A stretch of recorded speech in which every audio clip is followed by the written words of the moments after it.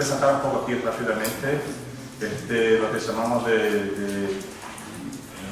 intento traducir de facilidad del sector privado que tiene el Fondo Verde para el Clima, ¿no? Le llamamos de PSF o Private Sector Facility. Ustedes podrán ver ahí quizás en el sitio esta sigla, ¿no? PSF. Y básicamente es nuestro equipo que trabaja con el sector privado, con el nombre ya dice, ¿no? Y que intenta buscar construir estos tipos de oportunidades de producto, ¿no? Se puede decir así, del fondo, de crear estos instrumentos, más o menos con la misma lógica que hemos presentado aquí ayer, sobre todo, ¿no? Pero que hemos estado discutiendo con ustedes estos últimos días, para el sector privado. Ya, voy a pasar a mi colega también que podrá hablar un poquito más después, Michael. Pero de manera general la idea es esta, ¿no? De presentar estos instrumentos financieros, pero siempre con el mismo objetivo que hemos presentado ayer. Quizás no lo hemos presentado de manera dirigida al sector público ayer, lo hemos presentado de manera genérica porque eso se aplica tanto al sector público como al sector privado. O sea, lo que estamos buscando en los proyectos, lo que estamos buscando en los resultados, las áreas más estratégicas de inversión del fondo, todo eso se aplica también ahí. Pero para el sector privado, por ejemplo, no trabajamos con donaciones, no hace mucho sentido. Entonces estamos construyendo estos instrumentos financieros, trabajando con préstamos, trabajando con garantías, trabajando con equity, juntamente con el sector financiero, intentando hacer con que estos proyectos, intentando hacer con que el soporte que el fondo podrá dar al sector financiero pueda disminuir en algunos casos el riesgo, pueda traer las garantías necesarias, pueda en algunos casos presentar mejores tasas de interés o lo que sea para que un proyecto efectivamente sea implantado donde sin el apoyo del fondo no sería posible. O sea, y siempre buscando los proyectos de mitigación y adaptación de manera genérica. También, es decir, que es como todo el fondo, es un trabajo que está empezando. Entonces estamos empezando a construir los primeros ejemplos, todavía no tenemos lo que a mí me gustaría mucho venir aquí para enseñarles otros ejemplos, como hemos hecho, por ejemplo, con el readiness, ¿no? Enseñar un ejemplo de El Salvador, con la acreditación, pero todavía tenemos pocos resultados ahí porque el trabajo está empezando, se está construyendo, hay cosas que están avanzando, que se están negociando ya, pero sí todavía muchos cases para enseñarles y demostrar cómo eso funcionó con un determinado actor del sector privado.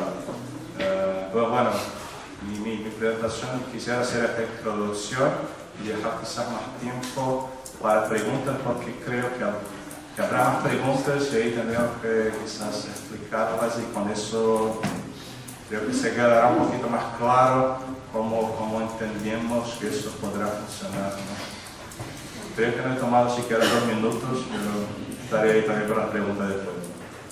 Sí, yo creo que dejamos un poco las preguntas para mitad de la sesión porque si no seguramente van a surgir muchísimas en el caso concreto del Fondo Verde. Y entonces daría ahora la palabra a Roberto de Penuma y luego a Oliver Peix de PNUD y haríamos una ronda de preguntas para las 3 intervenciones.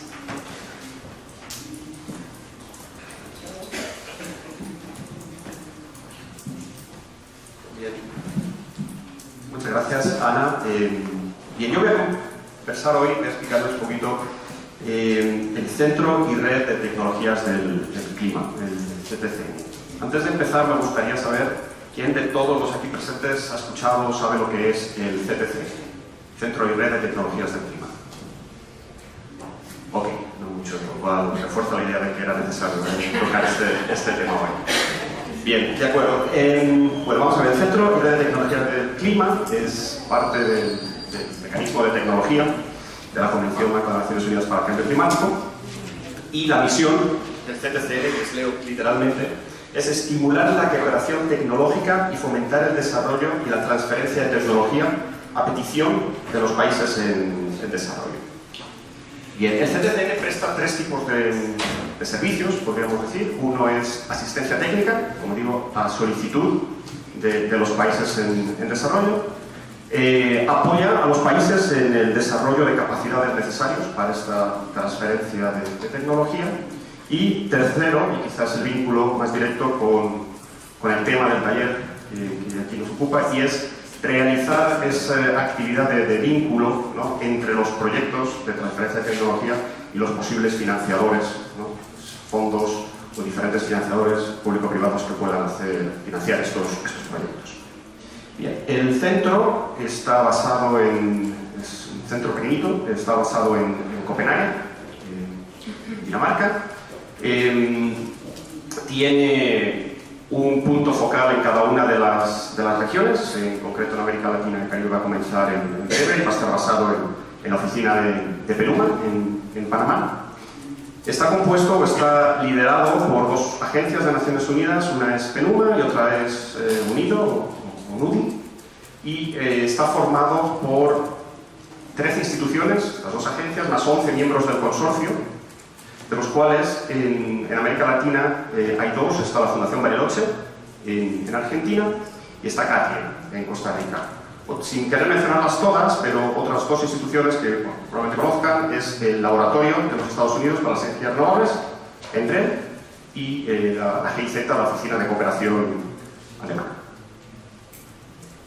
Bien. Cuenta con financiamiento inicialmente, ¿no?, según lo mandado por la COP, para hasta el año 2016, financiamiento que viene de la Unión Europea, mayormente, pero también de los gobiernos de Canadá, Estados Unidos, Japón y un número de países europeos.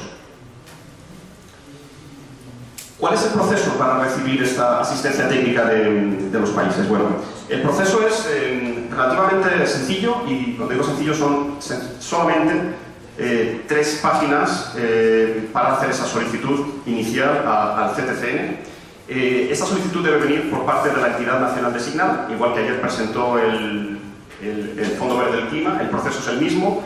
Todos los países han tenido que nominar una entidad nacional designada. Prácticamente todos los países de América Latina ya están nominados. Faltan 4 o 5 países y, bueno, aquellos países que no han nominado todavía, pues les animo, ¿no?, a que realicen esta nominación, porque es un requisito indispensable para poder acceder a estos fondos, a este apoyo. La asistencia técnica consiste son proyectos de pequeña, es una asistencia, diríamos económicamente, de una cuantía no muy grande, de entre 50 y 250.000 dólares. Estos fondos no se entregan directamente al país, sino que son transferidos a la institución que va a realizar la asistencia técnica. Esto quiero que lo vean desde un contexto que inicialmente, ¿no?, puede parecer un apoyo menor, pero la lógica detrás de esto es que estos fondos puedan servir, ¿no?, para la definición y el desarrollo de proyectos que puedan recibir una financiación mucho mayor por parte de instituciones como las que están en esta mesa. Bien. Cuando digo tecnología, transferencia de tecnología puede ser todo tipo de tecnología. Parece que tendemos a pensar que tecnología es solamente, pues, hard, ¿no?, el hardware, un generador, un aerogenerador de última generación o una nueva central de energía geotérmica, pero también puede ser cualquier técnica de adaptación, técnica ancestral de adaptación al cambio climático. Es decir, es todo aquello, ¿no?, que apoye a la toma, ¿no?, de medidas, de iniciativas, de intervenciones de cambio climático, ¿no?, tanto de adaptación como de mitigación. Hasta la fecha, el número de solicitudes no es muy alto. Se han recibido 40 solicitudes. La mayor parte de ellas vienen de África y de Asia, son menos de América Latina, y es por eso lo que creía necesario el reforzar esto, para que internamente los países se discutan con las entidades nacionales designadas. Igual que ayer se comentaba con el Fondo Verde del Clima, no siempre es tan fácil, ¿no?, para estas entidades dar a conocer al resto de organismos, de instituciones que puedan presentar propuestas, ¿no?, y creemos que es importante que se conozcan, ¿no?, en los países. Bien, aparte de esto está el desarrollo de capacidades. Hay un sistema de gestión del conocimiento con un gran número de información. Todos lo pueden acceder a través de la página web del CTCN. Hay vínculos directos con las redes de cambio climático, redes regionales de cambio climático. Una de ellas, por ejemplo, Regata, la cual estamos coordinando con fondos de la cooperación española desde la oficina de Peruma en Panamá, pero también hay vínculos con otras redes de cambio climático en África y en Asia. Hay una serie de webinars que son presentados por las propias instituciones del consorcio o bien por los miembros de la red. Permítanme que les expliqué lo que era el centro, pero quizá no la red. El centro, como digo, es un grupo pequeño, ¿no?, de personas que están gestionando todas estas asistencias técnicas, pero las asistencias técnicas son provistas a los países por medio de la red. El procedimiento es, como les dije, hay que enviar una solicitud sencilla al centro. A partir de ahí se lanza como un llamado público a todos los miembros de la red. Estos miembros de la red son todos los miembros del consorcio, las 11 instituciones que les mencioné antes, pero cualquier otra institución de cualquiera de los países que haya solicitado pertenecer a esta red, ¿no? Hay un proceso, obviamente, de screening, pero todas las instituciones que estén trabajando en tema de cambio climático y puedan proveer esta asistencia técnica ameritan formar parte de la red. Entonces, una vez que la solicitud se recibe, se envía a todas las instituciones y ahí, bueno, pues hay un proceso transparente de selección del proveedor de esa asistencia técnica. Y por último, la parte del vínculo con la parte de financiamiento, ¿no? Creemos que, como digo, el fin último, ¿no?, de estas actividades del CTCN es que los proyectos finalmente se financien, ¿no? Búsqueda de ese financiamiento tan necesario, ¿no? Y aquí pues quiero ponerles, por ejemplo, un caso concreto de una solicitud que se acaba de recibir de República Dominicana. Y es una solicitud por la cual se solicita al CTCN apoyo para hacer la conversión a iluminación eficiente. Y a iluminación eficiente directamente a LEDs, ¿no? Bueno, pues esta asistencia técnica va a ser provista por el equipo de Enlighten, ¿no?, que es un proyecto que ha venido trabajando en iluminación eficiente en muchos países, ¿no?, con fondos GEF hasta el momento.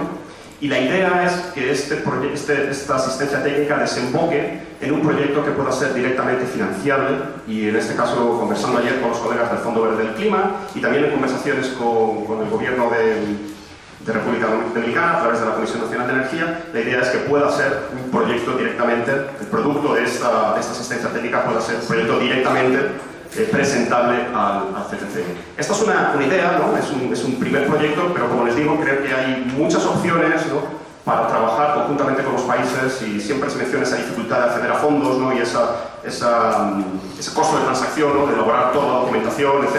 Y creo que el CTCN puede ser un buen mecanismo para apoyar a los países. Hay más ejemplos, un minuto más, hay más ejemplos, como por ejemplo Dominicana, para que tengan una idea, ¿no?, de qué tipo de solicitudes se han recibido hasta la fecha. Dominicana ha solicitado apoyo para establecer un protocolo de alerta temprana por medio de nuevas tecnologías. Como saben, la isla regularmente recibe, ¿no?, el azote de huracanes, de tormentas tropicales, y la idea es poder tener un mecanismo de alerta temprana basado en las nuevas tecnologías, ¿no?, en poder informar a todos, a la población, ¿no?, en zonas vulnerables por medio de aplicaciones tecnológicas. Todo el mundo tiene en su bolsillo un móvil, ¿no?, y en muchas ocasiones puede ser directamente vinculado con este sistema de alerta temprana. Otros ejemplos, en Colombia, un proyecto piloto sobre tratamiento de desechos sólidos o desarrollo de políticas concretas para temas puntuales de ciencia energética y energías renovables. En Uruguay, la introducción de refrigerantes de bajo potencial de calentamiento global para la industria láctea, o similar en Chile, refrigerantes bajos para los alimentos, para la cadena de exportación. Son solamente algunos ejemplos, pero simplemente quiero, pues eso, mostrar que el abanico de opciones que pueden ser financiables, asistencias técnicas que pueden ser financiables a través del CTCN es amplio, y les animo a todos los países a que aprovechen esta oportunidad, porque de lo contrario, bueno, los fondos obviamente están disponibles, pero otras regiones actualmente están presentando muchos más proyectos, ¿no?, y creo que es una lástima que la región de América Latina no lo aproveche. Creo que eso es todo. Cualquier pregunta después estoy a disposición. Muy bien, muchas gracias. Yo creo que efectivamente daría para una sesión seguramente mucho más amplia, porque tendrá todo un procedimiento de acceso y de tanto para la red como para solicitar fondos, pero es una buena oportunidad a conocer en este taller y sin duda es una buena iniciativa para apalancar financiamiento, ¿no?, adicional. Pues seguimos con la siguiente presentación por parte de Oliver y luego abrimos un turno de preguntas a estos tres presentadores. Listo, muchísimas gracias. Buenos días a todos. Sí, yo les quería hablar un poco sobre el rol que el PNUD tiene en catalizar financiamiento adicional. Particularmente quería hablar un poco sobre cómo vemos nosotros vis-a-vis catalizar fondos privados, que consideramos que es esencial la participación de fondos privados para realmente combatir el cambio climático de una manera significativa. A ver, nosotros, voy a hablar específicamente de energía renovable y un ejemplo de energía renovable. Digamos, la principal barrera que generalmente uno escucha con proyectos de energía renovable es que son más caros que la energía convencional. Ese es el discurso que se ha dado durante mucho tiempo y como que se ha institucionalizado en las mentes de mucha gente que trabaja en el sector de energía. Y realmente todos sabemos que ese costo más alto no es necesariamente real. Es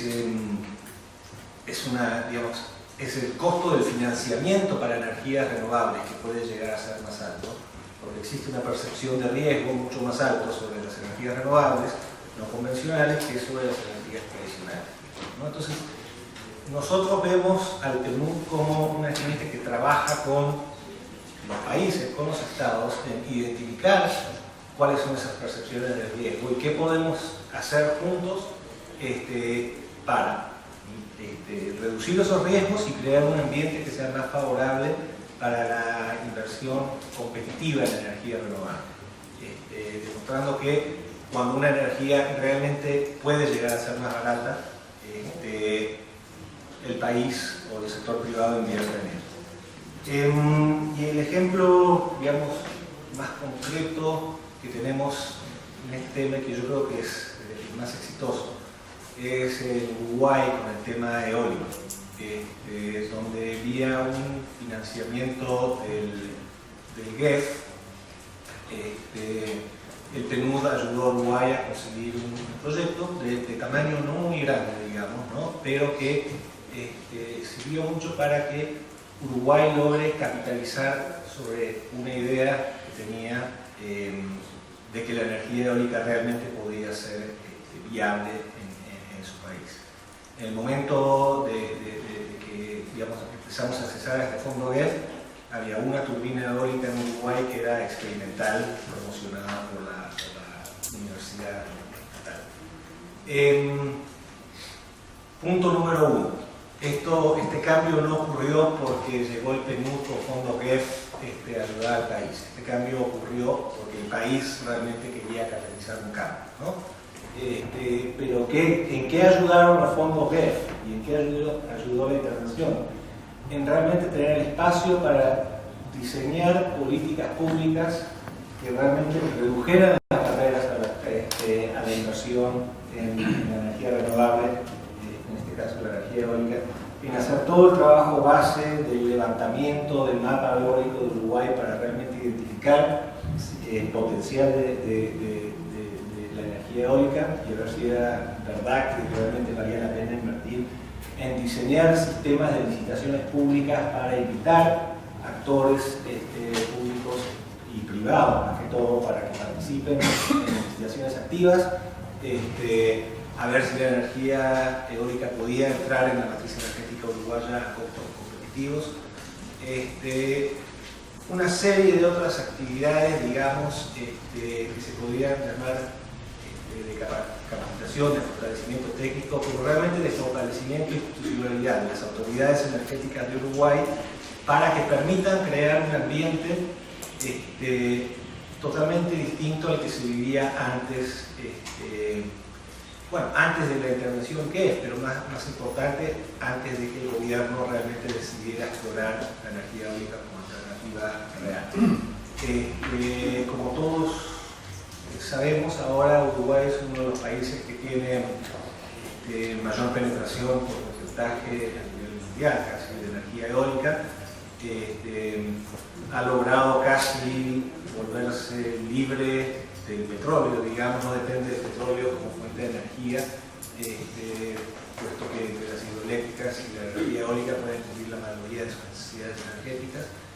Y el sector privado ha tenido un rol muy importante, y lo sigue teniendo, en el financiamiento de las plantas eólicas, sin que sea un proceso, digamos, de privatización en el cual el Estado pierde control sobre la política energética. Está clarísimo que el Estado tiene su política bien definida, tiene control sobre su mercado energético, pero ha encontrado el espacio para permitir a la inversión privada, en este caso en energía limpia y renovable, que ha realmente cambiado la matriz energética del país. Ese, como digo, es el ejemplo que a mí más me gusta, por ser también de nacionalidad parcial uruguaya, y pude trabajar en cambiar, en fomentar el cambio de la matriz energética del país. Y es un proyecto, digamos, es un ejemplo bastante extremo. No todas las intervenciones van a tener el efecto catalítico que tuvo esto, y una vez más quiero enfatizar, no quiero atribuir todo el cambio de la matriz energética de Uruguay a un proyecto PNUD-GEF, pero simplemente quiero decir que el financiamiento climático tiene un rol muy importante en esas etapas de preinversión, de fortalecer las capacidades de los países para prepararse a hacer cambios. Digamos, el PNUD-GEF entró en una etapa muy temprana del proceso, después entraron otros actores financieros como el DIC, el Banco Mundial, etcétera, a apoyar en la parte de finanzas y de estructurar sistemas financieros, pero se puede ver una cadena de apoyo de finanzas climáticas que acaba en una catalización de fondos muy importantes para el país. Ese modelo, digamos, lo tratamos de aplicar en otras circunstancias. No voy a entrar en otros ejemplos ahora, pero es un poco para que entiendan cómo vemos desde el PNUD. Nosotros no financiamos directamente al sector privado, nosotros trabajamos con actores públicos y esos son nuestros socios principales, pero no por eso quiere decir que nuestra búsqueda es simplemente catalizar más fondos públicos o siempre confiar en el financiamiento climático para que resuelva los problemas de los países, sino es crear un ambiente propicio para que la inversión fluya de otros lados. Tengo otros ejemplos, pero pienso que mejor dejamos la intervención ahí y que haya más tiempo para preguntas. ¿Okay? Bueno, pues muchas gracias a los tres y abrimos un turno de preguntas a estas tres intervenciones sobre la facilidad privada del Fondo Verde, sobre el ejemplo o la iniciativa del CITIS-IANEN que ha contado PENUMA y sobre la experiencia concreta de PNUD. Así que, a ver, Eloísa y luego Álvaro.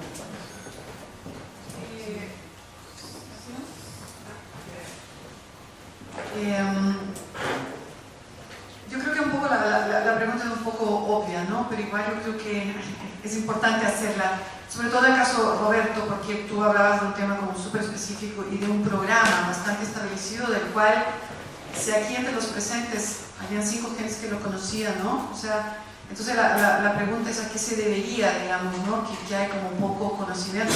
Me imagino que la respuesta es un poco obvia, pero yo creo que es importante poner en la mesa esos elementos para que lo vayamos debatiendo y que vayamos buscando forma como de ir mejorando la respuesta que tú vas a dar. Recogemos tres preguntas y adelante. Hola, sí, también para Roberto la pregunta. Una es un comentario, es que como ayer hablamos de la importancia de involucrar a los ministerios de Hacienda, aquí con el ejemplo del CITIS-IANEN viene el tema del involucramiento de los ministerios de Ciencia y Tecnología, que es otro desafío también que en algunos países está más y en otros menos integrados. A veces sucede a los niveles técnicos medios y es un tema que tenemos que trabajar también desde el ambiente para involucrarnos un poco más, una vez que los puntos focales de este tipo de iniciativas están en otras agencias diferentes a las del ambiente, como que perdemos un poco la noción de cómo actuar. Ya no somos nosotros los que convocan, entonces bueno, es un tema a tener en cuenta, ese es el comentario, y la pregunta muy concreta es simplemente el tamaño de los pequeños financiamientos para tener un poco más de precisión sobre eso. Gracias. Sí, Juan. Pues, Roberto. No, bueno, tú explicabas que los recursos pues se pasan, entre 150 a 300.000 pasan a la entidad que presta la asistencia técnica. ¿Quién escoge, cuál es el mecanismo de escoger esa empresa, entidad que da la asistencia técnica? Es decir, ¿es el país, el sector, el desarrollo, o es un pool de empresas en la que hay que escoger? Más o menos un poco la inquietud de cómo se responde a esta necesidad. Bien, bueno, pues vamos por orden entonces a la pregunta de Luisa. Bueno, yo querría achacar que uno de los motivos por los que no es tan conocido acá en esta sala el CCCN es que no hay tantos representantes de los ministerios de cambio climático o de los puntos focales de cambio climático como en otras reuniones, ¿no? Hay una mayor diversidad, ¿no?, de ministerios de economía o planificación, ¿no? Pero es cierto que tenemos que trabajar con ello. A veces las entidades nacionales designadas, ayer había algún comentario, no recuerdo de quién lo mencionaba, pero que no esa información no fluye, ¿no?, internamente en los países, y eso es algo en lo que tenemos que trabajar conjuntamente con los países. Por eso, bueno, pues el CTCN lo hemos presentado en diversos foros con diferentes representantes obviamente de cambio climático, de medio ambiente, pero también de otros ministerios como puede ser transporte, energía, agricultura, para que conozcan, ¿no? Y en muchos casos tenemos que informar directamente a los representantes de estos ministerios de quién es el punto focal o la entidad nacional designada para que puedan someter su propuesta. ¿Sí?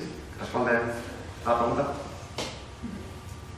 En cuanto a la entidad nacional designada, es cierto, en algunos países la mayoría de los países está ligado al punto focal de cambio climático, pero mencionabas ciencia y tecnología, y por ejemplo en Brasil quiero recordar que la entidad nacional designada radica en esta institución, ¿no? Entonces, de nuevo, ¿no?, es un trabajo conjunto que debemos hacer para que se conozca. Es decir, en todas las COPs, ¿no?, ha habido un gran esfuerzo por parte del CCCN para darlo a conocer, incluso para facilitar el proceso de someter solicitudes. Como les decía, son 3 páginas que pueden ser presentadas en cualquiera de los 6 idiomas oficiales de Naciones Unidas, entre ellos el español, y es un proceso relativamente sencillo. A partir de ahí, y quizá ya ligando, ¿no?, a lo que preguntaba, me preguntaba cuál será el importe de los fondos entre 50 y los $150.000.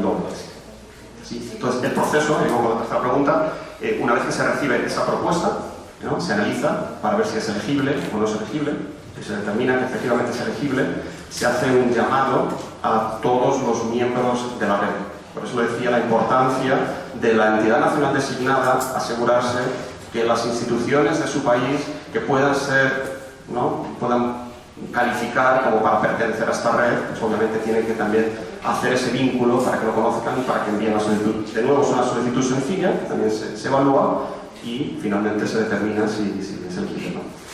Y ese proceso, pues es un proceso, es una licitación interna, diríamos, pero no deja de ser un proceso transparente, en el cual se determina obviamente el conocimiento del tema, el conocimiento lingüístico, conocimiento del país, de la región, y una vez que se elige esa institución tiene que presentar un plan de respuesta. Y además creo que hay un compromiso por parte del CTCN desde que por eso yo preguntaba al Fondo Verde si existían estos tiempos en el CTCN, desde que no conozco con exactitud, pero desde que se recibe la solicitud hasta que se determina si es elegible, creo que esto es en el plazo de 4 semanas, y si es elegible creo que son 12 semanas más para presentar ya un plan de respuesta detallado, ¿no? Y a partir de ahí es la implementación. Y como digo, los fondos van directamente a la institución que vaya a proveer la asistencia. Podemos hacer otra siguiente ronda de preguntas para todos los presentadores. Sí. Óscar, por favor. Para el PNUD, ¿el proyecto de energía eólica fue un proyecto particular, específico, o involucró algún cambio en la legislación de Uruguay? ¿Alguna ley, alguna...? Vale, ¿alguna pregunta adicional? Yo sí, Elizabeth, sí. Gracias. Sí, también en referencia al proyecto de energía eólica en Uruguay, el disbursement, como cuando bajaron los recursos, me imagino que tiene ciertas reglas para hacer la allocation de esos recursos. ¿Son a través de algún ministerio en específico o se pueden dar o se dan directamente a la entidad que solicita el recurso? O sea, si puede comentar un poco sobre cómo se hace la entrega de los recursos. Ok. Sí, el proyecto fue un proyecto con la Dirección Nacional de Energía de Uruguay. ¿Okay? Entonces el proyecto es, digamos, los recursos fueron ejecutados directamente por la Dirección Nacional de Energía para justamente crear reglamentos, regulaciones, etcétera, etcétera, que fomenten un cambio en la manera que se licitaban los proyectos energéticos, especialmente en Uruguay, que era principal. Antes Uruguay tenía un sistema esencialmente de financiamiento público para todo el sistema energético y estaban transicionando hacia una apertura a la participación del sector privado, en particular en energía renovable. Entonces el proyecto es principalmente ejecutado por la Dirección Nacional de Energía. Se transfirieron algunos recursos a la UTE, que es la Utilidad Pública Estatal de Uruguay, para capacitación de sus técnicos. No hubo en este caso un flujo de fondos directamente a un privado, digamos, a un desarrollador de un proyecto eólico privado. Los fondos fueron a la universidad también para hacer el levantamiento del mapa eólico de Uruguay, hacer las estaciones experimentales,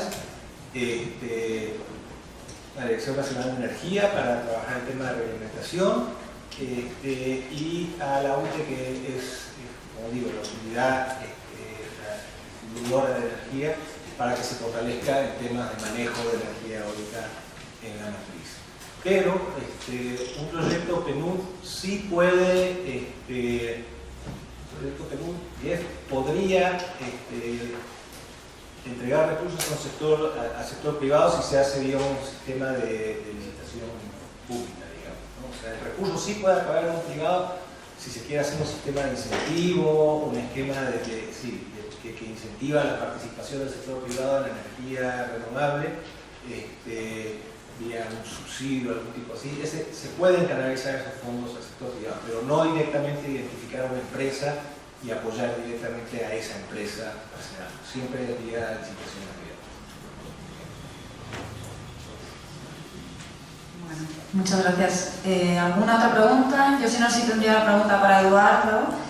Es sobre si el sector privado en la región ha tenido una actitud proactiva, si se está interesando por cómo es todo este funcionamiento, cuál es la percepción vuestra de cómo en las diferentes regiones el sector privado tiene esta información de posibilidad de acreditación y acceso a los recursos. Bueno, sí, hemos tenido ahí una expresión de interés, ¿no? Y hay proyectos que se están desarrollando y discutiendo aquí en la región. En comparación con otras regiones, quizás haya pedido ayuda también de Michael, que está ahí. Michael, si podría ayudarme a comparar aquí el interés del sector privado de América Latina con otras regiones del mundo. Pero sí, un poco nuevo, ¿verdad? Pero sí existe y hay proyectos aquí en América Latina. No sé si Michael quisiera quizás complementar con un poco más de detalle de otras regiones también.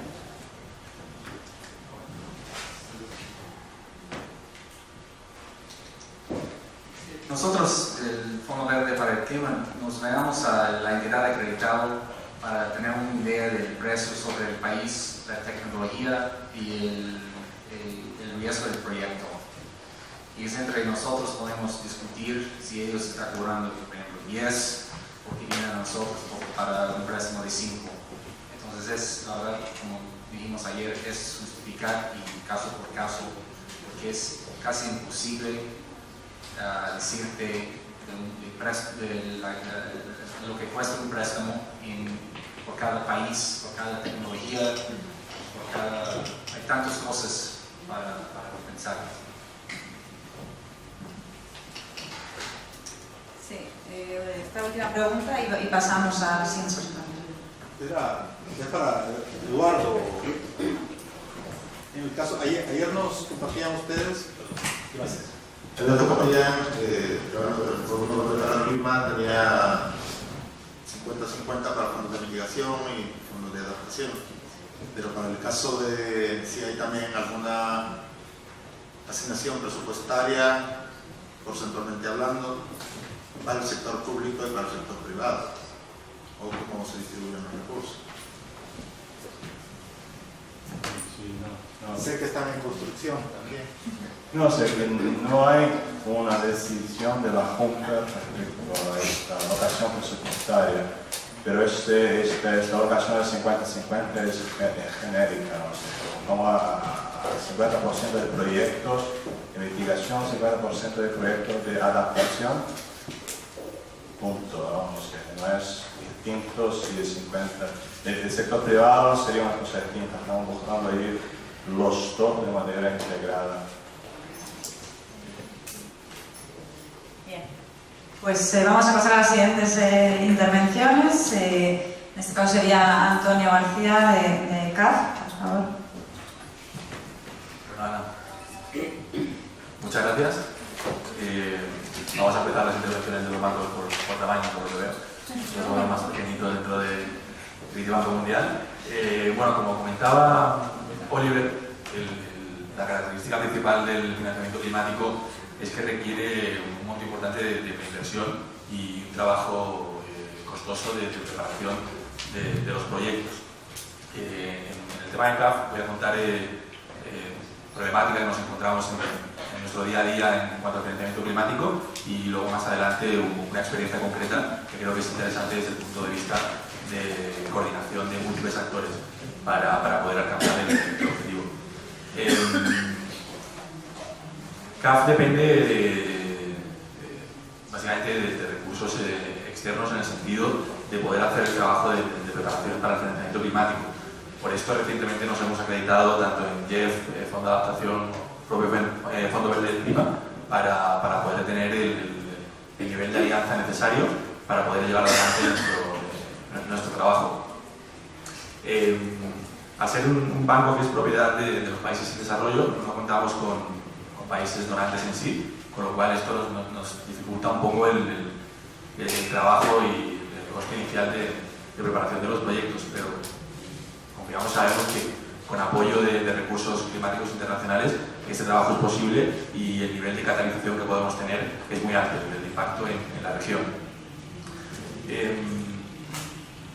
Para contar un poco la iniciativa que quiero hablar es el Performance Based Climate Finance Facility, que es una iniciativa que hemos hecho en cooperación con el Credit Agricole, el Banco de Desarrollo Alemán, en Ecuador. No sé si hay algún representante aquí de Ecuador, del Ministerio de Ambiente. No sé. Pues quizás si conoces el programa me puedes complementar un poco. Esto lo estamos haciendo con el Ministerio de Ambiente y el programa tiene una dotación total de 10 millones de euros que vienen de fondos LIFE de la Unión Europea y se canalizan a través de KfW y de CAF. De estos 10 millones, 2 millones de dólares están preparados para todo el trabajo previo que se debe realizar en cuanto al diseño y los planes sectoriales de mitigación. Escogimos Ecuador y el sector es el de residuos sólidos a nivel municipal. Entonces aquí vamos a empezar a ver un poco cómo podemos hacer llegar el financiamiento internacional, actores en Europa, la Unión Europea, un Banco de Desarrollo Alemán, un Banco de Desarrollo Regional como CAF, y que esto acabe aterrizando en la municipalidad y en proyectos concretos en el país. Y también con la participación nacional del Ministerio de Ambiente y también del Banco de Estado a través del programa de Prosamiento que ahora iré explicando. Este programa arrancó hace 2 o 3 años y ya estamos finalizando todo el trabajo de concepto técnico a través de NAMAS y de planes sectoriales, en el que hemos identificado una línea base para Ecuador y un pool de proyectos potenciales de recibir financiamiento ya concreto a través de CAF o KfW o cualquier financiador privado que se quiera unir a la iniciativa. Pero la importancia de estos 2 billones es clave porque, por ejemplo, en Ecuador no hay una ley que regule activamente el tema de la captura y el abatimiento de los gases de efecto invernadero de los rellenos sanitarios. Entonces aquí se está creando toda la estructura y los incentivos para poder sacar adelante proyectos en este ámbito. Estos estudios, aparte de definir la línea base, que Ecuador está considerando que cualquier reducción de emisiones en este sector desde el periodo 2016-2021 se considera adicional y es parte también de los índices de Ecuador, nos permite a nosotros identificar los proyectos y poder presentar desde el punto de vista del proyecto bancario, desde el punto de vista de la inversión, proyectos que son interesantes y para ya el tema de la construcción de los rellenos sanitarios en sí. Esto sería ya la segunda fase del proyecto que estamos por iniciar. De los 10 millones que comentaba, 2 millones en cooperación técnica para todos los estudios y análisis iniciales, preparación de terreno, y ahora ya vamos con los incentivos por desempeño, el Resource Based Finance, en función de la cantidad de reducción de emisiones que estos proyectos puedan generar en el país.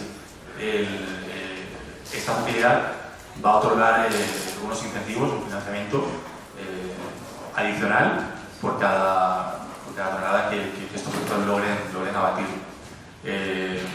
Directamente le estamos poniendo un precio al carbono también para poder aprovechar y poder hacer algo en el periodo previo a que entre en vigor el Acuerdo de París en 2020. Y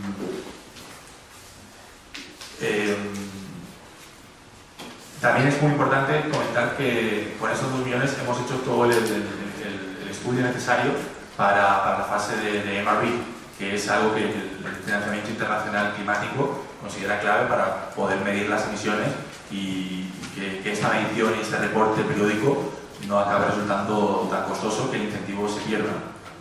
Es un reto grande que hay que hacer en ese sentido y creo que este tipo de programas ayuda a poder tener definido el mecanismo por el que se puede hacer el MRV para poder demostrar la reducción de emisiones y que el financiamiento climático pueda llegar aterrizando al nivel municipal. Pues Ana, yo creo que eso es una buena iniciativa.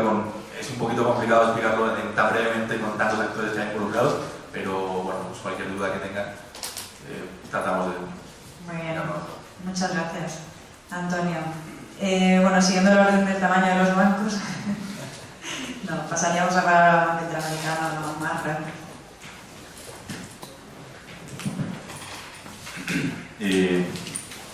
Voy a tratar de resumir un caso específico en el cual nosotros hemos estado involucrados en nuestro rol de apoyar a los gobiernos a acceso a financiamiento climático. Como mis ideas traté de ordenarlas anoche mientras estaba cenando, entonces en mi servilleta lo he anotado para ver, no se me va a escapar nada. Bueno, vamos a ver. De lo que hemos observado nosotros, primero en relación a los criterios básicos que están estableciendo los mecanismos de financiamiento para acceder al mismo, en este caso, el caso que estoy abordando es enfocado principalmente en 3 fondos. Uno es el Forest Carbon Partnership Facility, el otro es el Climate Investment Fund, específicamente en el Forest Investment Program, y el otro es el Fondo del Carbono que ha desarrollado el Banco Mundial.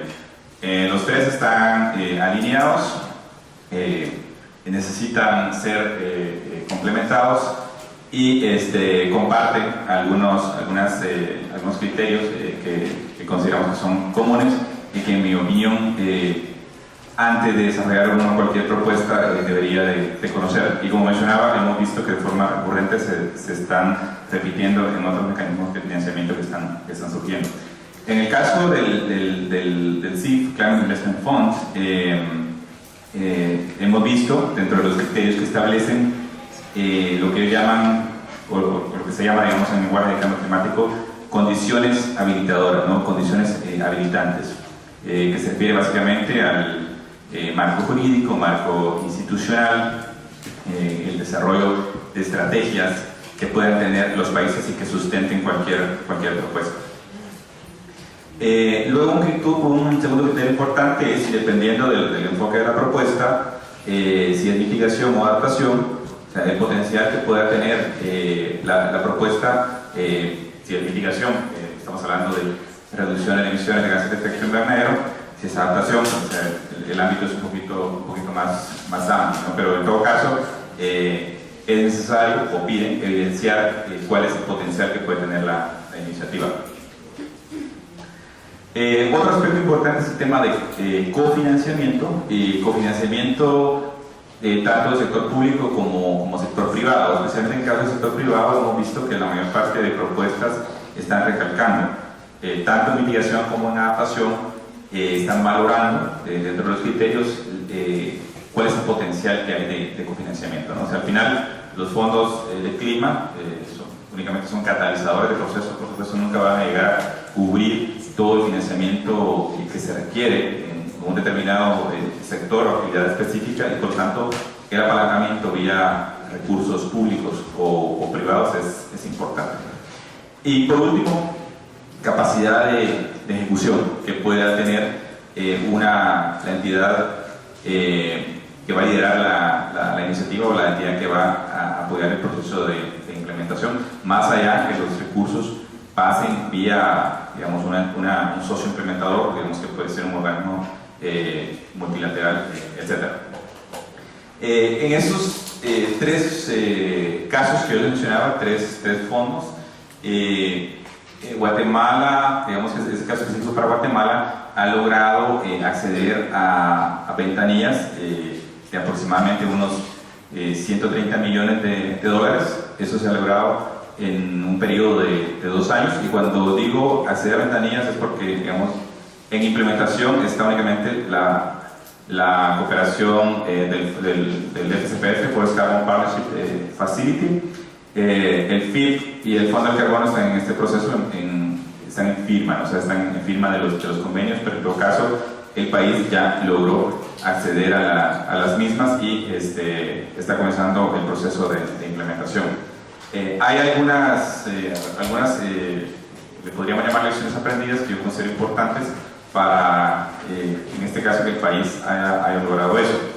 Y lo primero, que parece como muy trillado y recurrente, se habla de coordinación interinstitucional, o sea, pero es algo básico que se tiene que dar, y en el caso específico, de este caso específico, puedo hablar de algunos detalles de en qué en realidad es coordinación interinstitucional. O sea, más que sentarse en una mesa a discutir el tema o invitar a reuniones, en este caso la forma concreta en que se ha traducido la coordinación interinstitucional es el promover la vinculación de otras entidades de gobierno, darles participación en la implementación. Y aquí quiero tal vez recalcar algo que he venido mencionando en los días anteriores, de los ministerios de Ambiente tienen un rol muy importante en buscar el involucramiento de las otras entidades. En este caso, por ejemplo, entidades vinculadas al sector forestal, el Instituto Nacional de Bosques, el Consejo Nacional de Áreas Protegidas y el mismo Ministerio de Agricultura han tenido una participación recurrente y están involucrados en la implementación de las acciones. Esto, en mi opinión, descarga a los ministerios de ambiente. O sea, los ministerios de ambiente usualmente en la región son pequeños, tienen espacios presupuestarios pequeños, y a través de esto, digamos, lo que se hace es involucrar a otros actores. Yo les digo, es apoyarse en otros a hacer la tarea, porque solo los ministerios de ambiente lógicamente no van a tener la capacidad de la implementación de todas esas acciones. Además, digamos, por competencias, los mismos marcos jurídicos lo establecen, hay otros que tienen que hacer esta tarea. Entonces, en este caso, En el caso, por ejemplo, de la propuesta que se hizo para el FIC, fue el Instituto Nacional de Bosques quien la presentó. Inicialmente la invitación vino al Ministerio de Ambiente y tal vez en un principio ellos hubieran sido los que se hubieran tomado la tarea de preparar la propuesta, ¿no? Pero en este caso se cedió el liderazgo para que fuera el Instituto Nacional de Bosques y eso creo que fue una de las razones de la cual la propuesta fuera aprobada. Fue aprobada como la segunda mejor calificada dentro de los 36 países que presentaron esa propuesta, ¿no? Entonces eso automáticamente abrió la puerta para $24 millones, que es lo que cuesta esta iniciativa. Luego, tema de otro aspecto importante, y nuevamente respondiendo a esos criterios que establecen los organismos de financiamiento, marco de políticas. Creo que hay varios países que ya han trabajado en lo que son las leyes, ley marco de cambio climático, pero digamos, si no existe una ley marco de cambio climático, creo que los países tienen un marco de política muy ricos, que tienen muchos elementos que pueden soportar una propuesta vinculada a la temática del cambio climático, o sea esta mitigación, o sea adaptación. Yo mencionaba uno de los criterios, lo que se llama condiciones habilitadoras. El tener un marco de política alineado con lo que es el cambio climático, creo que eso ayuda a sustentar una propuesta, ¿no? Como mencionaba, idealmente una ley marco una ley de cambio climático, o sea, eso ayuda mucho, creo que clarifica más algunos temas que son importantes en términos de ver si en realidad, digamos, existe el compromiso vinculante de un país en temas de mitigación o en temas de adaptación. Algo que considero clave también es la complementariedad con otras iniciativas de financiamiento. Ayer lo mencionábamos. Este ejemplo que les pongo, digamos, los tres mecanismos que mencionaba están vinculados y los tres están pidiendo requerimientos que en algunos casos son compartidos. El tema de salvaguardas, por ejemplo, es uno de ellos. Los países que tienen financiamiento FCPF están creando marcos de salvaguarda que también puede servir para FIT y también sirve para el fondo del carbono. Entonces, es necesario coordinar. Muchas veces estos temas están siendo abordados por diferentes grupos de trabajo, ¿no? Entonces, es necesario promover ese acercamiento y ahí, digamos, es importante y aquí sí, por ejemplo, los ministerios de Ambiente, que a veces tienen todo el panorama de los diferentes actores que están participando, promover ese acercamiento para no duplicar esfuerzos, recursos físicos y financieros. Un aspecto bien peculiar y que yo lo mencionaba ayer, que le llamo el climatish, o sea, el lenguaje de cambio climático, o sea, es muy particular y hay que hacer el esfuerzo por entenderlo, ¿no? O sea, y les cuento una anécdota que pasó también en este proceso. Cuando Guatemala preparó su ERP y fue a presentar lo que se llama ERP, es para el fondo del carbono, fue a presentar su propuesta idea temprana, Early Idea, fue en Alemania. Y yo lo comentaba con un colega acá, o sea, casi dejan fuera la propuesta, o sea, no fue bien presentada, no se vendió bien la idea, y eso se debió principalmente a no tener claridad en qué era exactamente lo que le estaban pidiendo al país que presentara. Después de ese caso, el país fue a presentar, ya no su idea temprana, sino su propuesta de IAPIN, y en ese caso los comentarios del board fueron muy buenos, o sea, hubo felicitaciones para el país, resaltaron la calidad de la propuesta, y la propuesta la había presentado la misma gente que presentó en Alemania, presentó en Washington, ¿no? Donde fue la siguiente reunión. ¿Cuál es la diferencia? Bueno, que después de la experiencia de Alemania nos sentamos a analizar cada una de las preguntas que estaba haciendo el formato y a ver qué significaba para el país, ¿no? El temas, por ejemplo, MRV puede ser un término que no se entiende en el país y que los países a veces tienen mucha información de eso. O sea, y si eso no lo dices en una propuesta, o sea, sales mal evaluado en eso, ¿no? Entonces, es necesario, o sea, hacer un esfuerzo en entender exactamente ese lenguaje que especialmente, digamos, en proyectos de mitigación, por ejemplo, es muy específico y hay que tenerlo claro, y nuevamente puede ser la diferencia en que un país pueda acceder o pueda quedar fuera de un financiamiento, ¿no? Y por último, para terminar, creo que tengo un minuto más, la coordinación y complementariedad con las iniciativas de financiamiento. Nuevamente puede parecer un tema trillado, pero es clave hacerlo. La región, Latinoamérica en general, yo creo que tiene mucho financiamiento, o sea, hay muchos recursos, y eso debería de traducirse en apoyar a los países a crear las condiciones que necesitan para acceder, potencializar el financiamiento climático. En la práctica no necesariamente se da esa coordinación, ¿no? Y temas, por ejemplo, en mitigación, habemos muchos actores que estamos en muchos casos queriendo hacer lo mismo, repetido. Cansamos a las entidades de gobierno, los saturamos de trabajo si no nos coordinamos, si no nos hablamos. Entonces es importante hacer ese ejercicio también de hablar, mapear a todos esos actores y trabajar de forma conjunta, ¿no? Y en este caso, por ejemplo, eso ha ayudado muchísimo nuevamente a que el país en este momento tenga o haya logrado acceso a esas 3 ventanillas de financiamiento. Gracias. Gracias, Omar. Gracias por la intervención, y algunas de las cosas que decías es lo que también mañana intentaremos resumir, ¿no? Como un poco sintetizar todo lo que hemos discutido estos días. Entonces pasaría ahora la palabra a Alexandra y luego a Hugo del Fondo de Adaptación.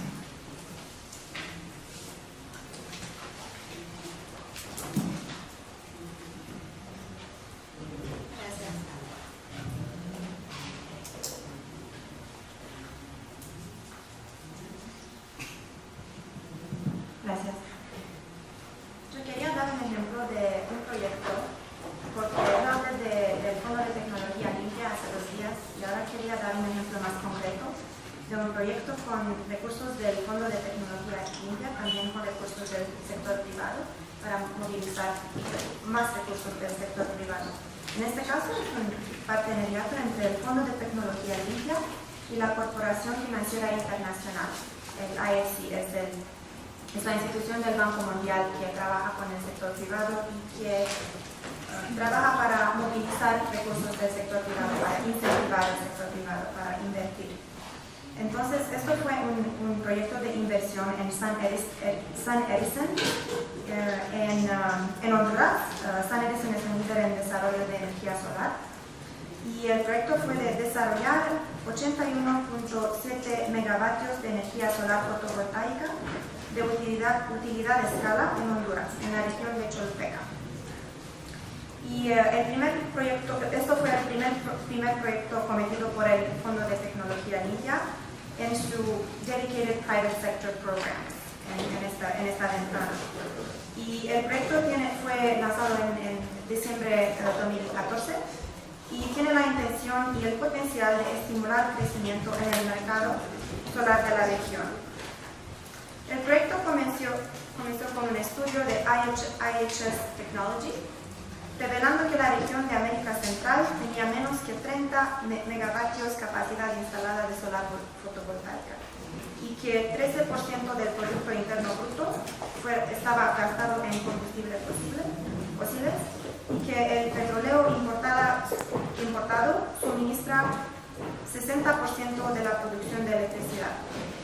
Entonces, este paquete de inversión de financiamiento total en $146 millones para San Edison, con 48 millones de financiación de Corporación Financiera Internacional y con 20 millones del Fondo de Tecnología Limpia, también con otros inversores como el Fondo OPEC para Desarrollo Internacional, el Banco de América Central para Integración Económica y el IFC Canada Climate Change Program, con recursos de todos. Y esto fue un instrumento de combinación de recursos propios de IFC con préstamos subordinados y de alto nivel del Fondo de Tecnología Limpia, por una inversión concesional estratégica para catalizar mercados de energía renovables en otros países también, como en México y Tailandia. Y cuando sean completas, las 3 plantas que están construyendo ahora, las 3 plantas solares van a vender energía a la red a través de 20 acuerdos de compra de energía con Empresa Nacional de Energía Eléctrica, una empresa estatal. Y es estimado que las plantas van a generar 168 gigavatios hora por año en energía y reducir 70.000 toneladas de emisiones de carbono por año. También que van a generar empleos como en el sector de construcción y operación.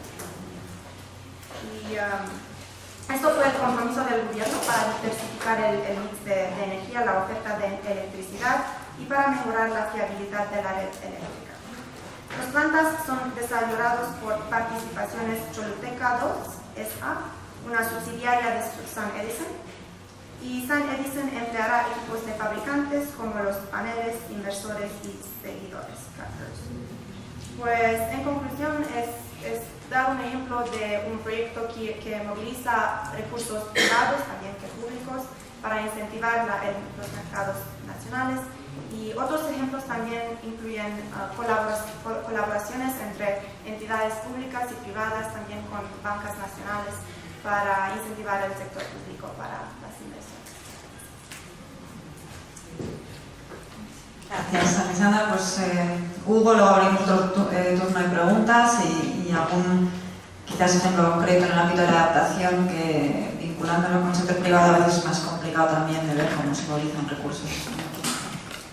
Muchas gracias, Ana. Como les expliqué ayer, el enfoque del Fondo de Adaptación desde el inicio ha sido financiar proyectos tangibles de adaptación y resiliencia en las comunidades más vulnerables de países en desarrollo que son impactados desproporcionalmente por el cambio climático y que están menos preparados para enfrentarlo.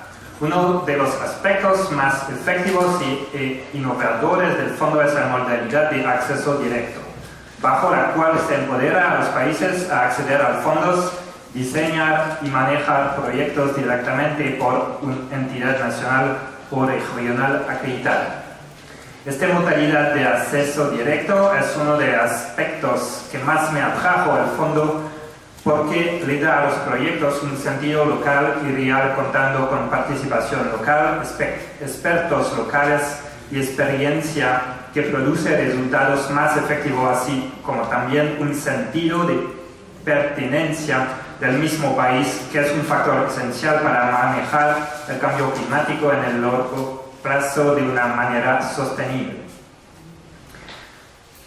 Debido al mejor grado de pertenencia del país, la participación local y nacional en proyectos concretos y visibles, así como el mandato con orientación a los resultados que los guían, el esfuerzo del fondo, aunque que sea de pequeña escala, para ayudar a las comunidades más vulnerables a través del acceso directo puede producir resultados de alto impacto. Esto hace también que los proyectos sean más atractivos para movilizar recursos del sector privado y público. Entonces voy a hablar ahora de algunos ejemplos de proyectos donde hemos visto este puesto en práctica y que han catalizando la movilización de recursos adicionales gracias a proyectos del fondo. Y dos ejemplos excelentes están aquí en esta región, en Belice y Costa Rica. El caso de Belice se trata de la importancia de diseñar un proyecto que es compatible con la movilización de recursos adicionales, y el ejemplo de Costa Rica habla de la importancia de diseñar un programa entero al nivel de EIN con este en mente. Primero, en Belice otorgamos $6 millones al Banco Mundial, que en este caso es una entidad multilateral, que es un otro mecanismo que tenemos para financiar proyectos, para implementar medidas de conservación y fortalecer la resiliencia de los sistemas de arrecife y coral y creando nuevas fuentes de trabajo sostenible con el medio ambiente. Este resultó que el gobierno de Belice contribuya con $2 millones al proyecto. En Costa Rica financiamos a su EIN, Fondo de Cooperación para el Desarrollo Sostenible, con $10 millones del fondo para reducir la vulnerabilidad del cambio climático en los sectores de agricultura, recursos de agua y zonas costeras, trabajando directamente con beneficiarios locales a través de intervenciones en adaptación, asistencia técnica y entrenamiento. El EIN creó propuestas de subproyectos solicitando ideas por actores públicos y privados nacionales y NGOs. En un proceso transparente, 35 propuestas fueron elegidas y además resultaron en instancias de apalancar otros fondos. Por ejemplo, la Fundación Prusa agregó $1 millón para duplicar el impacto de 5 proyectos. La Cooperación Española contribuyó con recursos para un proyecto que beneficia a comunidades indígenas en la región de Salamanca a través del Instituto de Desarrollo Rural.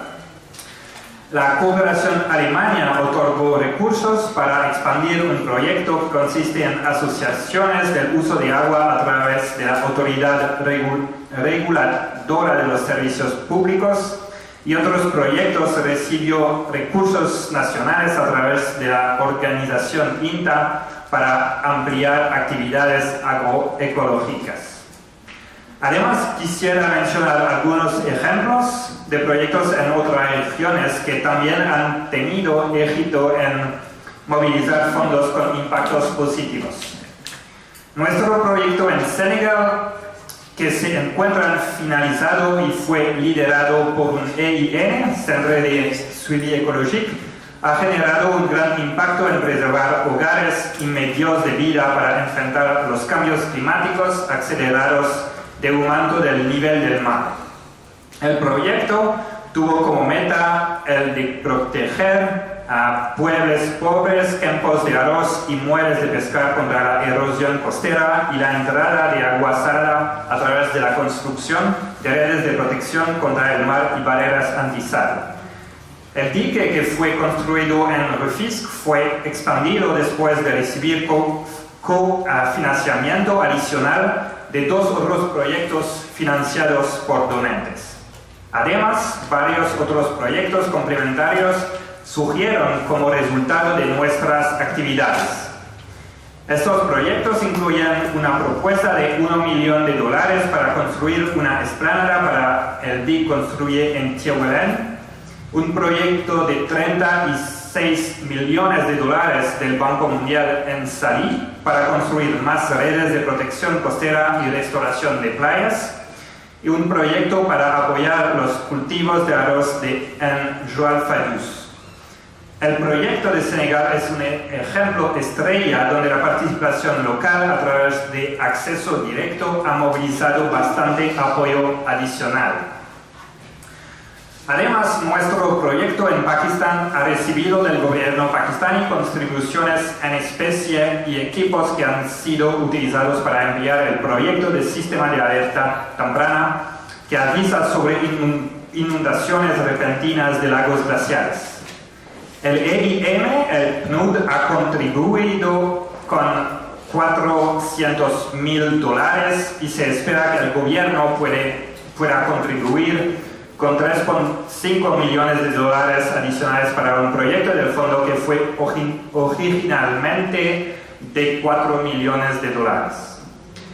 En Mongolia, la ayuda local para proyectos de conservación de agua incluye contribuciones de pequeñas donaciones que crecieron en un 30% este año. Otras contribuciones en especie y cofinanciamiento de gobiernos locales para medidas de almacenaje de agua, de lluvia y reforestación.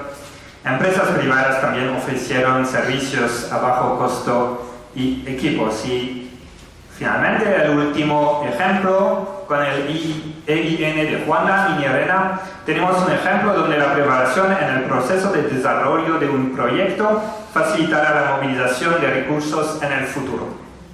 El sector privado fue consultado durante la etapa de preparación del proyecto y estará activamente involucrado en el desarrollo de trabajos basados en el mercado a través de Rural Development Hubs. Estos hubs van a incluir una facilidad de crédito, entrenamiento vocacional y apoyo técnico para 7.000 familias pobres que usan tierras marginales con prácticas de agricultura que no son sostenibles. El proyecto también busca formar asociaciones público-privadas en toda la cadena de valor para encontrar soluciones sostenibles de financiamiento de largo plazo para estos campesinos. Bueno, para concluir, el cofinanciamiento con gobiernos a través de acceso directo mejora el sentido de pertenencia de países sobre los proyectos y, más importante, la adaptación al cambio climático de largo plazo.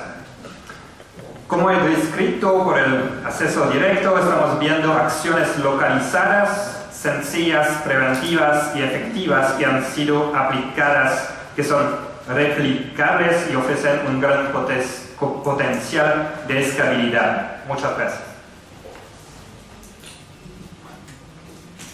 Bueno, muchas gracias a las últimas intervenciones. Abrimos también un breve turno de comentarios adicionales o preguntas de 10 minutos y pasaríamos a, si no, luego a las siguientes presentaciones. ¿Alguna pregunta? Esta es demasiada información en hora y media, pero sí, Ada.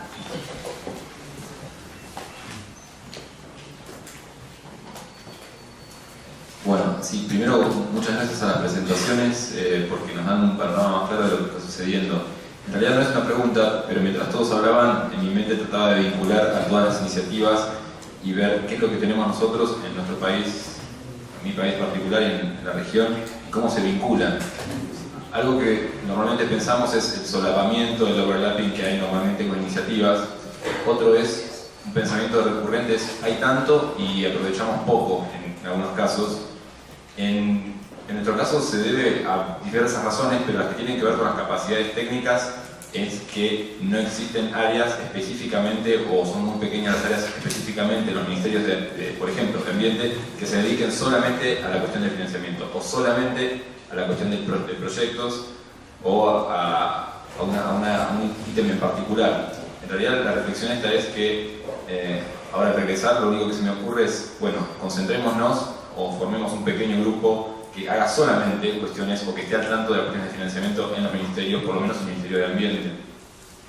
El otro punto es, los puntos focales normalmente están en distintas áreas, aunque estén muchos en los Ministerios de Ambiente, están en diferentes agencias y es una especie de autocrítica de nuestros propios, digamos, países, cómo están conformadas las estructuras de gobierno.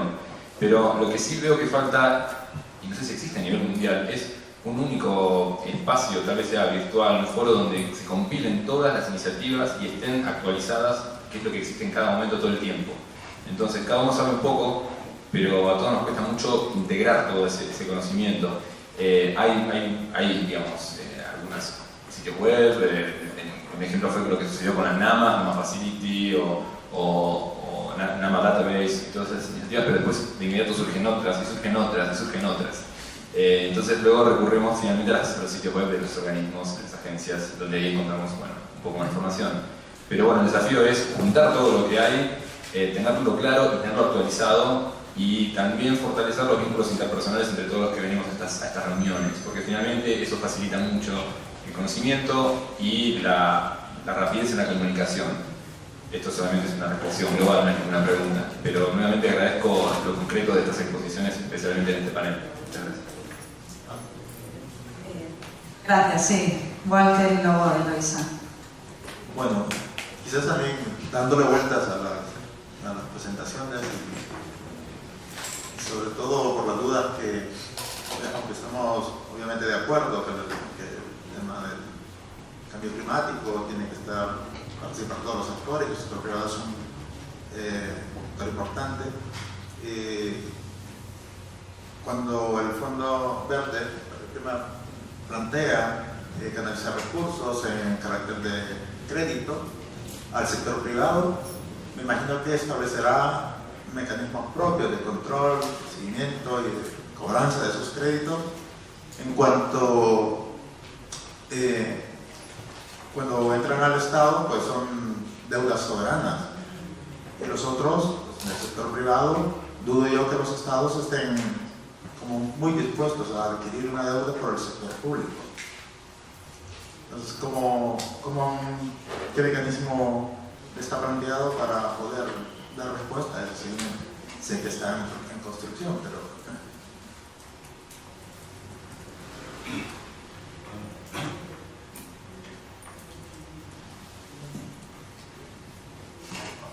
A ver, sí. No sé si he comprendido bien la pregunta. ¿Cuáles son los mecanismos ligados al sector público? Al privado, particularmente. Es que cuando sos Estado y gobierno y gestionas un recurso, ya sea por donación o crédito, pues, bueno, pues sobre todo de crédito, entra como deuda soberana, de los Estados, el BID, etcétera. Pero como es una canalización de recursos al sector privado, obviamente es el privado el que asume cómo lo ha planteado el fondo. Buena pregunta. No sé si está, no puedo responder aquí sin consultar a colegas. Y efectivamente le pido disculpas, porque quizás Michael podría, ¿no? Tendríamos que, porque sí, efectivamente, lo que creo seguro decir es que estamos estudiando mucho las propuestas de proyectos e intentando evaluar también cuál sería la posición más como siempre decimos, ¿no? Donde es que el fondo puede adicionar ahí su soporte, su instrumento para que el proyecto sea viable, sea posible. Las respuestas no son siempre, como decía Michael, también iguales, ¿no? Pero no tengo la respuesta respecto a cómo vamos a monitorear eso, cómo vamos a controlar esto, pero bueno, me encantaría ahí mantener contacto por más o menos. Le pediría más de unos días para contestar y nos contactaremos y quizás pondremos a disposición de todos alguna información adicional juntamente con todos los usuarios. Sí, en cualquier caso, nosotros también desde la cooperación española con toda la región, yo creo que seguramente nuevos talleres con esta dinámica, con todo lo que aún vemos que está empezando a articularse, pues seguramente si sigue siendo la prioridad de los países podemos volver a organizar talleres similares, ¿no? Entonces, y seguramente habrá más información tanto del Fondo Verde, porque habrá más experiencia, como de otras iniciativas. Y así actualizamos todas las iniciativas en marcha, que efectivamente es un poco complejo de seguir por parte de todos, ¿no? Loisa, ¿tenías también otra pregunta? Sí, que es para todos, ¿no? Y en realidad no sé quién podría contestarlo, si me podría contestarlo, porque en realidad la pregunta es ¿qué es lo que induce al sector privado a acercarse a estas fuentes de financiamiento, ¿no? ¿Qué los anima a acercarse?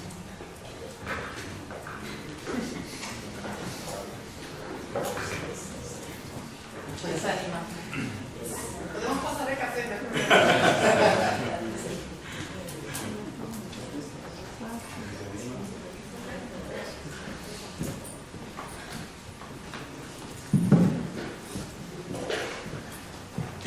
Bueno, yo puedo hacer comentario general basado en otras ventanillas de financiamiento, ¿no?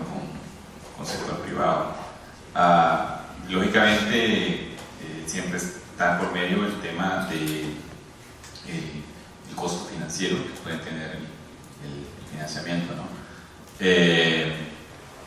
Creo que en muchos casos se asume que el financiamiento climático, y pensando orientado hacia países más vulnerables o vías de desarrollo, debería tener un costo más bajo, digamos, que el financiamiento tradicional. Entonces, mi percepción es que puede ser una de las principales razones, pero por otro lado también hay que tomar en cuenta que en muchos casos este financiamiento también viene acompañado a veces de cooperación técnica, que en ese caso, digamos, es no reembolsable, y en algunos casos podría ser también digamos, una causa de buscar financiamiento a través de estos mecanismos, ¿no? No sé si algún colega complementa. Yo creo que lo que que atrae al sector privado al financiamiento climático es lo que atrae al sector privado a cualquier operación, que es alguna manera de incrementar sus ingresos, digamos, ¿no? Y hay que ser claros con eso, ese es el rol del sector privado, y creo que a veces nosotros nos sentimos un poco incómodos con esa posición, ¿no? O sea, ¿cómo vamos a utilizar financiamiento público para que el sector privado gane más plata? Y tenemos que reconciliarnos con esa idea. Si realmente estamos diciendo que para enfrentar al cambio climático necesitamos la participación de todos, tenemos que reconciliarnos con la idea de que hay gente que va a ganar dinero haciendo esto. Y está bien que haya gente que gane dinero haciendo esto, siempre y cuando de la manera que ganen dinero está alineada con los objetivos que estamos tratando de lograr, digamos, ¿no? Ahora, ¿cómo canalizar esos fondos hacia el sector privado? O sea, ahí hay, como te digo, ahí me parece a mí que hay como una crisis un poquito existencial. Muchas veces he tratado de trabajar con el sector privado y se asustan por los costos de transacción de las operaciones que nosotros hacemos, digamos. Para los que trabajamos en estas instituciones, el tiempo, 2 años de periodo de transacción de un proyecto nos es normal, y para ellos es realmente un desastre porque no lo pueden incorporar dentro de su planificación financiera. Entonces hay que pensar mucho en cómo agilizar la cosa, cómo entendernos, cómo tener un lenguaje común, y una vez más, no es cuestión de andar regalando dinero a privados izquierda y derecha, sino de simplemente alinear los incentivos y entender que los incentivos de ellos son esos y que los podemos apalancar para lograr los objetivos. Bueno, quizás puede decir un poco más de la misma cosa, ¿no? Pero el sector privado sabe que tenemos que hacer cambios, ¿no? O sea, tenemos algunos años, algunas décadas para hacer cambios muy fuertes y ya se preocupan. Seguro. Pero muchas veces no se mueven porque no entienden, no ven cómo hacerlo inmediatamente. Y nosotros lo que podemos hacer a veces es presentarles oportunidades y para decirles, y es posible, y si les falta alguna cosa, bueno, quizás les ayudamos ahí con esto poquito que falta, ¿no? Pero eso también cuando hablamos del sector privado no estamos hablando solamente de las grandes corporaciones que tienen plata para hacerlo todo, ¿no? Solo si necesario. Vamos también a las pymes, y ahí les decir que queremos presentarles también más incentivos para que sean innovadores y para que traigan soluciones importantes e innovadores y que ganen plata presentando. Lo que no podemos hacer es decirle a la pyme que traiga una solución muy importante, que el riesgo es muy fuerte y que tendrán que pagar, como en mi propio país, por ejemplo. Empezamos a trabajar, empezamos a pagar impuestos, que se pone muy pesado para las pymes hacer cualquier cosa, sobrevivir, ya es difícil. Y bueno, tenemos ahí una infinidad de soluciones y ideas interesantes que vienen del sector privado, las grandes corporaciones, las pequeñas empresas también, y buscan a estos, y de manera proactiva buscan soluciones, buscan maneras de ganar dinero efectivamente, pero a veces no consiguen por cosas de poco, ¿no? por detalles, y decir que bueno, es lo que les incentiva, creo, ¿no? Lo hizo, como decían mis colegas también, a tener ahí una ganancia a fin del día, ¿no? Otro pequeño apunte. Efectivamente, coincido con mis colegas que cuando viene el acercamiento al sector privado, pues la pregunta es tasas, periodo de gracia, condiciones financieras, y que el financiamiento climático sea competitivo con el financiamiento tradicional, si no más beneficioso. En cuanto al Fondo Verde del Clima, nosotros hemos tenido mucho interés por parte del sector privado de la región para obtener financiamiento, y vemos varios retos para ver cómo la facilidad del sector privado del Fondo Verde puede ser operativa en la región, como por ejemplo el hecho de que tenga que pasar a través del Estado, de la Autoridad Nacional designada, para que haya una carta de negociación para el proyecto. Tiene que haber una coordinación público-privada a nivel nacional. Y por otro lado también es el reto de que el financiamiento que está ofreciendo hoy en día, el financiamiento internacional, como puede ser el Fondo Verde del Clima, es un financiamiento en dólares, que hay muchas empresas a nivel nacional y local que no pueden asumir un financiamiento en dólares. Pues en América Latina, con todo el tema de la depreciación que estamos viviendo, e incluso desdolarización en cuanto a financiamiento internacional, es un reto que tenemos que ver qué medidas podemos entre todos ofrecer para que el financiamiento climático internacional sea atractivo para el sector privado. Muchas gracias. Por el fondo de adaptación no estamos buscando particularmente la inclusión del sector privado en los proyectos y no tenemos criterios de análisis sobre la inclusión del sector privado cuando analizamos los proyectos. Pero es solamente cuando es muy relevante por los proyectos, como el ejemplo de Ruanda que expliqué, que incluye la construcción de infraestructuras. Y es el mismo caso por un proyecto en Senegal, donde construyen una digue y otros varios proyectos. Y no solo acceso a fondos, sino aporte, ¿no?, del sector privado para implementar una serie de proyectos, ¿no? Como hablamos siempre de que, ¿no?, en la apropiación del proyecto deben participar todos los stakeholders, ¿no? Y ese es un ejemplo, por ejemplo, que he mencionado hoy, el proyecto de iluminación eficiente. Desde el primer momento se involucraron los principales fabricantes de bombillas y ha sido vital en el éxito del proyecto que participen en la toma de decisiones y que aporten no solamente fondos, como ha sido el caso, sino mucha información necesaria, información de mercado, de ventas, etcétera, que es necesario para poder tomar esas decisiones y en información sólida. Así que creo que es recíproco, ¿no?, acercarse a esos fondos, ¿no?, que están disponibles, pero también participar con aporte propio en proyectos, ¿no?, de cambio climático, de adaptación, más en mitigación, lógicamente, pero de todo índole, ¿no?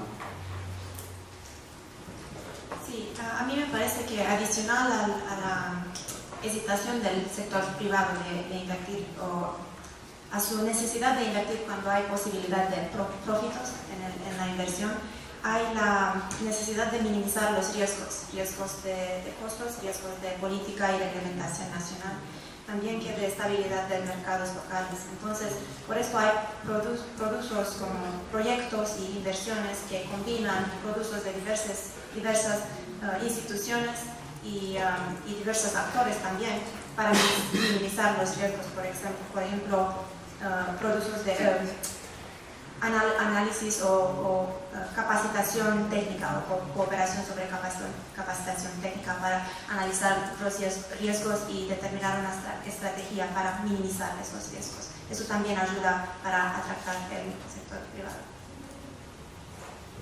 Una última comentario, intervención y ya cerramos la sesión. Un comentario rápido. En el caso de Costa Rica, por ejemplo, el acercamiento del sector privado a este tipo de fondos es porque no encuentra una respuesta en la banca tradicional. Por ejemplo, productores de ganado que están trabajando en biodigestores se acercan a la banca tradicional y no les financian sus proyectos porque no saben lo que es un biodigestor. Entonces, la única fuente de recursos pueden ser este tipo de fondos, ¿no? Marc, está haciendo la misma del pasado. Tiene que ser medio minuto. 30 segundos. No quería dejar de hacer este comentario, digamos, buena parte de la discusión se centró en involucramiento del sector privado en financiamiento. Hay algunos sectores donde es mucho más fácil atraer al sector privado, energía, por ejemplo. Otros, digamos, principalmente de adaptación, seguridad alimentaria, etcétera, son menos atractivos. Y ahí yo creo que es importante no dejar de ver los fondos del sector público. Los países manejan presupuestos muy importantes de financiamiento, pero que muchas veces se va a obra gris, a otros temas. Entonces es importante hacer un esfuerzo porque esos recursos también vean hacia cambio climático, especialmente el tema de adaptación. Gracias.